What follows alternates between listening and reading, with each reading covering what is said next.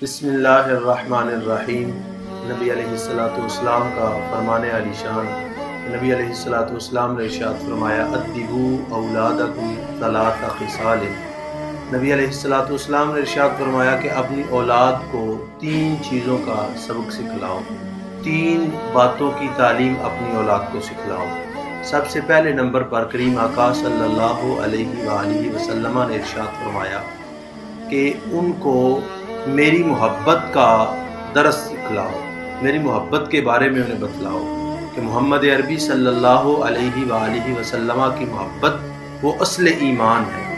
اگر وہ محبت مصطفیٰ اگر کسی کے سینے میں نہیں ہے تو اس کا ایمان کامل نہیں ہے۔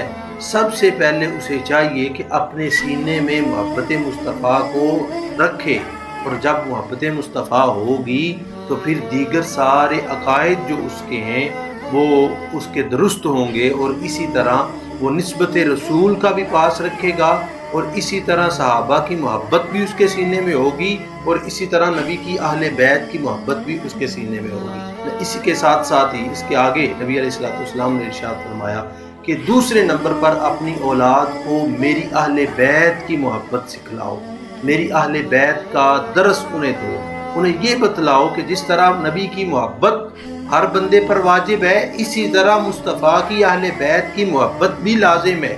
اور اس کے ساتھ ساتھ تیسرے نمبر پر نبی علیہ السلام نے ارشاد فرمایا کہ اپنی اولاد کو قرآن پاک کی تعلیم سکھلاؤ، انہیں بتلاؤ کہ قرآن پڑھنا یہ ضروری ہے، قرآن کی تعلیم سکھلاؤ۔ اور اسی طرح نبی علیہ السلام نے ارشاد فرمایا کہ من یرد اللہ بہ خیرا یفقہہ فی الدین، کہ جس کے ساتھ اللہ بھلائی کا، بہتری کا ارادہ فرماتا ہے اسے دین کی سمجھ عطا فرماتا ہے۔ تو اس وجہ سے ہم سب کی یہ ذمہ داری ہے کہ جس طرح رات بستر پر لیٹنے سے پہلے ہم اپنی اولادوں سے یہ پوچھتے ہیں کہ بھی بتلاؤ سارا دن کیسے گزرا، کون سا مال تمہیں، کون سا نفع ہوا، کون سا نقصان ہوا۔ کوئی اچھا کام وہ بچہ اپنے والد کو بتلاتا ہے، اگر برا کام ہو تو وہ بھی بتلاتا ہے کہ میرا باپ مجھے اس سے تنبیہ کر دے۔